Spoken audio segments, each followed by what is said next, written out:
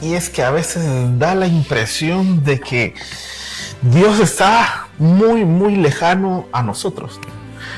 Y a veces nos han dicho, no, es que Dios se quiere acercar a ti, acércate a Dios, lo vas a encontrar. Pero por como la vida nos ha tratado, por como la vida te ha tratado, decís, no, si existe Dios, entonces está muy, pero muy lejos de mí, porque yo lo busqué y cuando yo lo busqué, no lo encontré. Y este es el tema de la reflexión de este domingo. Es muy, muy lejano. ¿Qué tan cerca o qué tan lejos está Dios de ti? Acerca de eso es que vamos a hablar este día. Y bueno, es que cuando Dios está lejos o está cerca, eso se nota en tu actitud. O sea, para saber si tú estás cerca o si estás lejos de Dios, se nota en tu actitud. Y si un día tú quieres saber si un fulano tiene a Dios cerca o lo tiene lejos, se nota en la actitud. ¿Por qué? Porque la distancia entre Dios y tú viene dada, como ya te dije, por tu actitud. Por ejemplo, mientras más audaz, mientras más atrevido seas a hacer cosas, Dios está más cerca de ti o tú estás más cerca de Dios. Y mientras seas más prudente, más serio, más comedido, Dios quizás está más lejos de ti. Y entonces me vas a preguntar que si te estoy recomendando ser imprudente. No te estoy recomendando ser imprudente. Tampoco te estoy recomendando ser audaz o atrevido en exceso o en todas las cosas. Quizás me vas a decir, sí, David, pero si yo comienzo a ser audaz y atrevido, probablemente me equivoque. Y entonces no te preocupes, porque para eso es esta reflexión, para aclararte cómo tenés que ser, para aclararte qué es lo que pasa en tu vida cuando Dios está cerca de ti. Y es que quiero que lo guardes en tu cabeza. Cuando Dios está cerca de ti, nosotros somos audaces y atrevidos en el sentido que nos atrevemos a hacer las cosas, en el sentido que nos atrevemos a salir de la tristeza, de la depresión. Y no es que nos atrevamos, sino que encontramos el valor y encontramos las fuerzas para hacerlo. Muy por el contrario, si vamos a suponer que pasó algo en tu vida y estás deprimido, estás triste, y no querés buscar la solución porque pensás, no, si Dios quiere me voy a reponer, si Dios no quiere no me voy a reponer, si Dios existe voy a salir de esto, si Dios no existe no voy a salir de esto, o pensar, fue la voluntad de Dios que pasara, entonces a mí me toca sufrir por el resto de mi vida. No, si esa postura da a entender que Dios está lejos de ti, o si querés terminar ya con cierto evento de tu vida o con tu vida misma, entonces probablemente te has alejado de Dios porque no encontrás el valor para atreverte a salir de la situación en la que te encontrás. Y para eso te invito a 2 Corintios 5. Y si lees 2 Corintios 5 te vas a dar cuenta que el apóstol Pablo intenta en ese pasaje darnos a entender que nuestra esencia de lo que nosotros somos, tu esencia, lo que tú eres, no está ligada a tu cuerpo. O sea, tú no eres tu cuerpo. El versículo 1 dice, porque sabemos que si la casa terrestre de nuestra habitación se deshace, tenemos de Dios un edificio, una casa no hecha de manos, eterna en los cielos. Pablo está diciendo, miren señores, ustedes existen. Pablo te está diciendo a ti que tú existís, pero para tu existencia en la tierra te proveyeron de una casa en donde ahorita habitas. ¿Y cuál es la casa donde ahorita habitas? La casa donde ahorita habitas no es una casa de paredes, de techo, no es la casa física donde residís, sino que Pablo hace referencia a tu cuerpo. Es decir, Dios te creó, Dios hizo tu cuerpo, hizo tu depósito donde iba a depositarte, y después de haber hecho tus manos, tus pies, después de haber hecho tu cabeza, tu boca, después de haberla diseñado, Él sopló en tu nariz aliento de vida y ahí te depositó en esta casa. Y dice la Biblia que este cuerpo se va a deshacer. Claro, nos morimos y se descompone y se deshace, pero hay una promesa. Ojo. Y más que una promesa, aquí te puedes dar cuenta que Pablo dice, señores, cuando el cuerpo se les deshaga, Dios, como ustedes no son el cuerpo físico, el cual hoy se puede tocar, sino que ustedes son algo más que eso, cuando tu cuerpo se deshaga, tú vas a salir de tu cuerpo. Pero Dios ya te preparó un edificio, una casa eterna en los cielos. Es decir, cuando muramos, tú no has muerto, lo que murió fue tu cuerpo, fue la casa. Y tú saliste del cuerpo. ¿Qué va a pasar después? Bueno, si confiaste en el Señor, Dios tiene para ti ya no una casa, sino que un edificio. Diferencias entre casa y edificio. Bueno, la casa, la habitación donde moras ahora, tu cuerpo es para una sola persona. Pero en el edificio caben muchas otras personas. Y dice que ese edificio no fue hecha por manos de hombres, sino que es eterna y que está en los cielos. Además, entonces hoy quiero dejar en tu cabeza que tu cuerpo no es la vida. Tu cuerpo es donde vivís.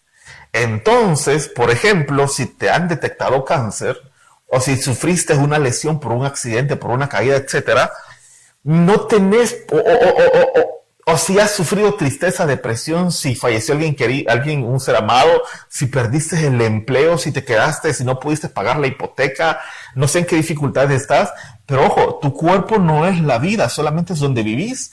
Entonces, si te detectaron, digamos, cáncer, esa enfermedad, aunque afecta gravemente tu cuerpo, porque no hay que negarlo, afecta gravemente tu cuerpo, pero no tiene por qué quitarte la vida, porque tú eres más que manos, más que pies, más que músculo, huesos y estómago. Tú eres mucho más que eso. Eso es nada más donde hoy vivís. Y quien te puso en ese cuerpo es Dios. ¿Para qué te puso Dios en para qué nos puso Dios este cuerpo? Para que vivamos. Y me vas a decir, sí, David, tenés razón, yo a pesar de las cosas de la vida, y como yo ya me di cuenta que no puedo con la vida porque es muy dura, me he dedicado a vivir, a respirar y que el sol salga y se oculte, que vuelva a salir, se oculte, a esperar el día de mi muerte para irme con el Señor. Pues te cuento que Pablo cuando dice que tenemos vida no se refiere a eso, a que nos dediquemos únicamente a respirar, a que nos dediquemos a ver durante toda nuestra vida, a que nos dediquemos a ver cómo pasa el reloj y ver cómo nuestro cuerpo se envejece y ver cómo morimos, sino que Pablo cuando dice que nosotros vivimos, dice el versículo 6, Pablo dice que nosotros tenemos que vivir confiados siempre. ¿Pero qué era vivir confiados para Pablo? Bueno, te podés ir a ver el significado de la palabra confiados y te vas a dar cuenta que el significado de Pablo dice, el significado es a vivir atrevidos, vivir valientes, vivir confiados y de buen humor y mostrar audacia. O sea, Pablo dice, señores, nosotros vivimos confiados y como vivimos confiados estamos de buen humor. O sea, te lo voy a explicar. Si tú estás en un problema en donde no sabes qué hacer, si la situación familiar, económica, académica, esa situación que te pone triste, si tú no tenés confianza en que a pesar de todo, incluso si morís vas a estar con el Señor, si no tenés esa confianza vas a tener estrés y como vas a estar o vas a tener preocupación o vas a tener depresión, entonces tu humor no va a ser un buen humor. Pablo les dice a los de Corinto, les dice, señores, nosotros tenemos que vivir confiados y como nosotros estamos viviendo confiados, ustedes se deberían de atrever a salir, a superar sus problemas. Aunque el problema no desaparezca, aunque no puedas revivir a la persona que falleció, aunque no puedas unir un matrimonio que ya se rompió, deberíamos de atrevernos a superarlo. Porque la vida sigue. Deberíamos de afrontar las cosas con valentía. Si hoy no tenés para comer, si hoy no tenés para pagar la hipoteca de la casa, dice Pablo, deberían de tener tal confianza en el Señor que deberían de poder atreverse a superar esa situación y ser valientes y enfrentar e ir en oración a alabar al Padre para que puedan vivir confiados y de buen humor. Tal vez la hipoteca se te venza. Y quizás te saquen de la casa porque no pagaste, pero el Rey de Reyes y Señor de Señores va a estar en tu corazón. Y ojo, dice la Biblia que Él es un padre y un padre bueno y que si tú le pedís comida, Él no te va a dar una serpiente. Entonces, si la hipoteca de la casa se te vence y te echaron de la propiedad porque no pagaste, tu Padre que está en los cielos, que sabe tu necesidad, que te ama y que es justo y que es bueno, Él te va a arreglar la situación. Pero ¿cómo tenés que estar? Tenés que estar confiado y en consecuencia, como confías en Él, aunque se venza la luz y te corten la luz, aunque el cáncer no se vaya y siga avanzando, estás confiado estás confiado en tu Dios, que dice la Biblia que Él tiene pensamientos de bien para ti. Ahora, hay algo que no debemos de olvidar. ¿Y qué es lo que no debemos de olvidar? Te sigo leyendo el versículo 6, dice, señores, así que nosotros vivimos confiados siempre y sabiendo que entre tanto que estamos en el cuerpo, peregrinamos ausentes en el Señor. O sea, Pablo está diciendo, señores, Ustedes están viviendo en el mundo, ustedes viven en Guatemala, ustedes viven en Honduras, ustedes viven en El Salvador, ustedes viven en Colombia, en Estados Unidos, en Canadá, en Europa, en Asia, en África, porque ahí los puso el Señor en el cuerpo que el Señor les dio, dice Pablo. Pero ustedes tienen que estar confiados en Dios, porque esta vida es pasajera y tienen que acordarse siempre que mientras están en este cuerpo, están ausentes del Señor. Fíjate bien lo que dice. Pablo te está diciendo de que mientras tenés vida en esta tierra, tú estás fuera de tu casa, fuera del edificio que Dios te preparó. Tú estás lejos de casa, tú estás lejos del Señor. Y antes que me vayas a querer apedrear porque te estoy diciendo que mientras vivís en el mundo estás lejos del Señor, permíteme explicarte. Dios, el Padre, el Hijo y el Espíritu Santo tienen un atributo que tú y yo no tenemos, y es el atributo de la omnipresencia. Es decir, ellos tienen la capacidad por su naturaleza de estar, o Dios tiene la oportunidad de estar, por su naturaleza, de estar en todos los lugares. Dios está aquí conmigo, Dios está ahí contigo, Dios está ahí donde está tu vecino, Dios está en el abismo más profundo de la tierra y en la montaña más alta. Ahí está Dios porque Él es omnipresente. Pero tú y yo no somos omnipresentes. Dios puede estar en todos los lugares donde tú y yo estemos, pero no se puede al revés. Tú y yo no podemos estar donde Dios está. ¿Sí? Mientras estamos en este mundo no podemos estar donde Dios está. Cuando Jesús resucitó, hubo una mujer que lo fue a encontrar y lo iba a abrazar la mujer. Y le dijo el Señor Jesús, no me toques porque ahorita me voy al Padre a que me glorifique. Y el Señor Jesús se fue, dice la Biblia.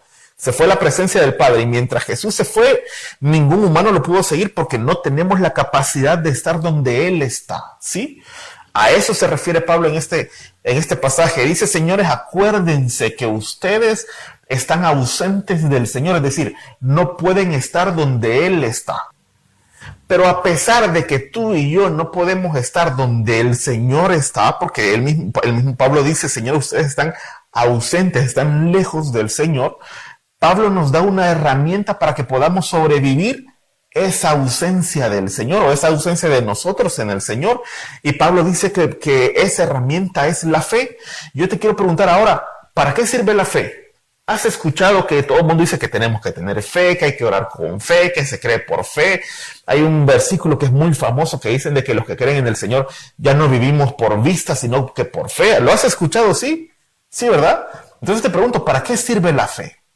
Porque a nosotros nos enseñan de que la fe sirve para obtener el milagro que queremos. Por eso cuando tu familiar se enfermó, cuando tú te enfermaste, cuando te dijeron tiene cáncer, por eso cuando tú tuviste el accidente, cuando te salió una hinchazón en tu cuerpo y le contaste a un creyente, te dijo, ora con fe para que el Señor te sane. Y es que creemos que la fe es para recibir milagros, creemos que la fe es para que Dios responda a mi oración, pero no es para eso la fe, sino que la fe sirve para vivir. Y eso quiero que no lo olvides, la fe no sirve para obtener milagros, la fe sirve para vivir. Ese es el uso correcto de la fe. Dice el mismo capítulo de Corintios, en el versículo 7 dice, porque por fe andamos. Ojo, te lo voy a resumir. Pablo nos acaba de decir que nosotros en este mundo estamos temporalmente, y para vivir en este mundo Dios nos puso en este cuerpo, pero este cuerpo que tú tenés se va a deshacer, y cuando se deshaga tú vas a pasar a la otra vida, por decirlo así. Entonces dice Pablo, señores, como ustedes no están ligados a este mundo, anden por fe. ¿Por qué? Porque mientras estén en este mundo ustedes están físicamente lejos del Señor, están ausentes del Señor. Y cuando Pablo dice por fe andamos, hace referencia a que nosotros caminamos en este mundo, a que nosotros conducimos nuestra vida por la fe, a que nosotros nos dedicamos a vivir por la fe. Ahora yo te pregunto, si tú y yo realmente ocupáramos la fe para vivir, yo estoy seguro de que hay decisiones que tomamos en el pasado que no las hubiéramos tomado. ¿Sí? ¿Por qué? Porque hubiéramos conducido nuestra vida mediante la fe. Porque dice Pablo que la fe sirve para que tú y yo conduzcamos nuestra vida mientras estamos ausentes del Señor. Ahora, ¿cómo conduciríamos nuestra vida ausentes del Señor? Mediante la fe. Con eso que te estoy hablando, simple. Nuestra vida giraría alrededor del Señor Jesús, ¿sí? O sea, te quedaste sin empleo, pero tenés a Jesús. Te detectaron cáncer, sí, pero tenés a Jesús y tú sabes que tu estancia en esta tierra es pasajera. Entonces, ¿cuál es el problema? Nos vamos a morir, pero cuando muramos sabemos que Dios ha preparado un edificio mejor para nosotros. Entonces la pregunta es alrededor de qué vivís ahora, porque hoy por hoy podés vivir, quizás el lunes te vas a levantar para ir a trabajar para pagar recibos. Y va a venir el día de pago y vas a pagar recibo. Los recibos de tu casa, la luz, el teléfono, los servicios, los colectores, los vas a pagar, la tarjeta de crédito o el préstamo, y quizás solo estás trabajando para eso, o quizás solo estás trabajando para tus hijos. No, es que yo a mis hijos les quiero dejar la mejor herencia, estoy guardando un fondo en el banco para dejárselo a mis hijos, o yo estoy trabajando duro para que mis hijos estudien en la mejor universidad del país o para que viajen al extranjero, y desgastas tu vida en eso. No digo que esté mal que trabajes para darles una buena educación a tus hijos, para dejarle propiedades o incluso cuentas de banco, no está mal, pero tu vida no debería girar alrededor de eso. ¿Por qué? Porque si tu vida gira alrededor de eso, si Dios no quiera, tus hijos fallecen prematuramente, entonces ahí se te cayó la vida. Entonces ahí perdiste el sentido para vivir. Si tú estás viviendo si tú vivís y lo que te llena tu vida, lo que te realiza es el puesto que tenés en la empresa, el día que te despidan, vas a sentir que la vida se te acaba. Entonces, si tú sufrís mucho estrés o mucha ansiedad, déjame decirte que estás viviendo mal. ¿Por qué? Porque dice el versículo 7, por fe andamos, no por vista. ¿Y qué es andar por vista? Andar por vista es reaccionar a las cosas, a las situaciones que tus ojos pueden ver. Por ejemplo, hay una definición de andar por vista que dice de que es lo que se ve físicamente antes de asimilarlo mental o espiritualmente. ¿A qué se refiere? Que, por ejemplo, tú te enamoras, vamos a suponer que tú estás enamorado o enamorada, y como estás enamorado o enamorada, a la muchacha o al muchacho lo ves guapísima, guapísimo, y probablemente sea guapísimo o guapísima con un muy buen cuerpo. Quizás ese muchacho tiene músculos, ese muchacho quizás tiene curvas, por ejemplo, o tiene buenas proporciones. Si es un muchacho quizás tiene una cara cuadradita, una barbilla recortada, etcétera, como tú lo querés. Y entonces eso es lo que ve tu ojo, eso es lo que ve tu vista. Y quizás cuando vas a hablar con sus amigos te dicen, no, es que él es muy buena persona, él es súper amable, pero no te tenés que quedar con eso para decidir casarte, sino que tenés que asimilarlo mental o espiritualmente, ¿sí?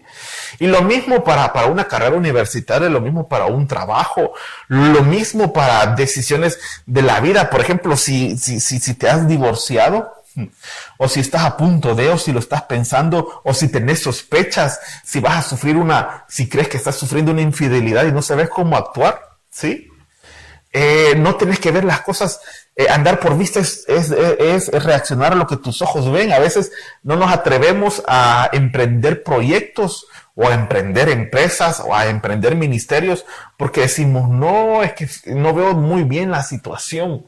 Dice la Biblia que el que quiere sembrar pero se pone a ver las nubes nunca va a sembrar porque va a llover mejor después. Te estás limitando a lo que tus ojos ven y estás dejando de fuera que Dios está para ti. Entonces yo ya te dije que la fe sirve para vivir. La fe sirve para vivir mientras estamos ausentes del Señor. Pero hoy vamos a ir al meollo del asunto. ¿Qué es entonces la fe? Ya te dije para qué sirve. Pero la fe, ¿qué es? Bueno, la fe es una garantía, ¿sí? La fe es una garantía. Hebreos 11:1 dice, es pues la fe la sustancia de las cosas que se esperan, la demostración de las cosas que no se ven. Y aquí muchos decimos, ya ves, David, como dice la Biblia que es la demostración de las cosas que no se ven y de las que se esperan. Yo estoy enfermo, pero yo ya me veo sano porque sé que Dios me ve sano. Y eso no es la fe. Hoy te voy a corregir, eso no es la fe. Decimos, ya ves, David, la fe es la sustancia de las cosas que se esperan. Yo espero graduarme de la universidad. Entonces yo por fe me voy a inscribir en la carrera porque Dios ve las cosas que no son como las que son. Ojo, eso no es la fe. Este pasaje hace referencia a que la fe es la garantía del cumplimiento de Dios. Y es la demostración de las cosas que no se ven. Ahora, ojo, Dios te está diciendo, Pablo te está diciendo ahora, mira, mientras estés en la tierra, tú no podés estar donde el Señor Jesús está. ¿Por qué? Porque tú no sos omnipresente y estás ahorita viviendo en tu cuerpo, ¿sí? Entonces, mientras estás ausente al Señor, necesitas tener la garantía que Dios a ti te va a cumplir. ¿Y cómo nos cumple Dios a ti y a mí? ¿Cuál es el cumplimiento de Dios para la humanidad? Pues te cuento, dice la Biblia que todos estábamos condenados a muerte, condenados al infierno, porque todos los humanos, no hay ni uno solo que merezca el cielo. Entonces estábamos condenados eternamente. Pero Dios nos cumplió a nosotros por amor, mandando a su Hijo a morir en una cruz. Entonces la fe es la garantía de que por medio del sacrificio de Jesús, tú y yo tenemos entrada al reino de los cielos. Y sigue diciendo el versículo, la fe es la demostración de las cosas que no se ven. ¿Qué es lo que no se ve? ¿Qué no ves ahorita? Me vas a decir, mi milagro, la solución. Ok, sí. Pero este versículo no hace referencia a eso. Este versículo hace referencia a que lo que hoy no ves es a Jesús. ¿Sí? A Él no lo ves. ¿Por qué?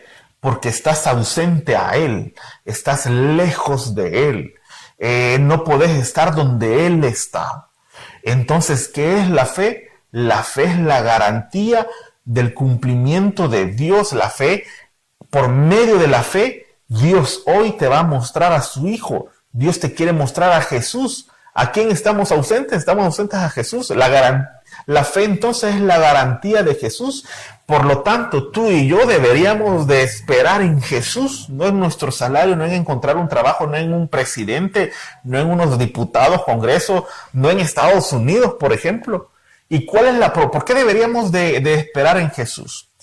Porque si te recordás al inicio, yo te dije que para vivir en este mundo te prestaron una casa que es tu cuerpo. Pero un día esa casa, dice la Biblia, se va a deshacer. Pero para el día que se deshaga tenés la promesa que Dios preparó un edificio para que tú mores ahí. Entonces, la fe sirve para juntar todas las casas para completar el edificio. 2 Corintios 5:15 dice que el Señor Jesús vino a morir por todos nosotros para que los que vivimos ya no vivamos para nosotros, sino que vivamos para aquel que murió y resucitó por nosotros. O sea, ¿cuál es la obra que el Señor Jesús quiere hacer en ti por medio de la fe? Fácil. El Señor Jesús quiere que lo metas en tu casa, que lo metas en tu cuerpo, que lo metas en tu corazón, en tu mente, en tus manos, en tus pies, en tus órganos sexuales, en tus sentimientos, en tus pensamientos y en tus intenciones, para que el día que tu cuerpo se deshaga, como quien vive en tu cuerpo ya no sos tú, sino que es Él, ese día podás irte al edificio que Dios preparó. ¿Cuál es el edificio que Dios preparó? Es el Señor Jesús. ¿Cómo te lo pruebo? Dice la Biblia de que todos somos, todos los que creemos en Dios somos miembros de un mismo cuerpo, todos diferentes, pero miembros de un mismo cuerpo. Así que, ¿cuál es la obra de la fe? ¿Qué es lo que te conviene a ti? Confía en el Señor, porque solo en Él quizás no encontres la solución en esta tierra, pero vas a tener la entrada al reino de los cielos y créeme, estoy seguro que ni tú ni yo nos queremos perder el reino de los cielos, aún así tengamos cáncer, aún así hayamos sufrido un accidente, aún así se nos haya muerto un ser querido, aún así nos haya pasado un divorcio, nuestros padres se hayan separado, nos vaya mal económica o académicamente, estoy seguro que tú no te querés perder el reino de los cielos porque alguien que te ama lo preparó para ti y vino a regalarte la entrada. Así que ahí donde estás, inclina tu rostro y si querés meter al Señor Jesús adentro de tu casa, haz conmigo esta oración. Señor Jesús, te doy gracias por este día, gracias por esta vida, por nuestra vida, gracias por tu palabra. Ahora, Señor, yo te pido en el nombre de Jesús que entres en los corazones de todos aquellos que están oyendo esta reflexión y que te van a abrir el corazón. Si alguien ya te lo abrió, pero te lo quiere abrir más, pues este es el momento, Señor, que con tu Espíritu Santo entres hasta el fondo de nuestros corazones para que cada día, Señor, nosotros muramos a nuestra depresión, a nuestra tristeza, a nuestros deseos, a nuestros dolores, Padre, y que seas tú guiando nuestra vida para que nos atrevamos a superar las situaciones de la vida y que nos atrevamos a confiar ciegamente en ti porque tú nos amas a nosotros. En el nombre de Jesús. Amén y amén. Que Dios te bendiga. Te veo luego. Recordá, este sábado conferencia en Guatemala, así que si no tenés tus entradas, escribinos para que nosotros te las podamos enviar. Que Dios te bendiga y te veo luego.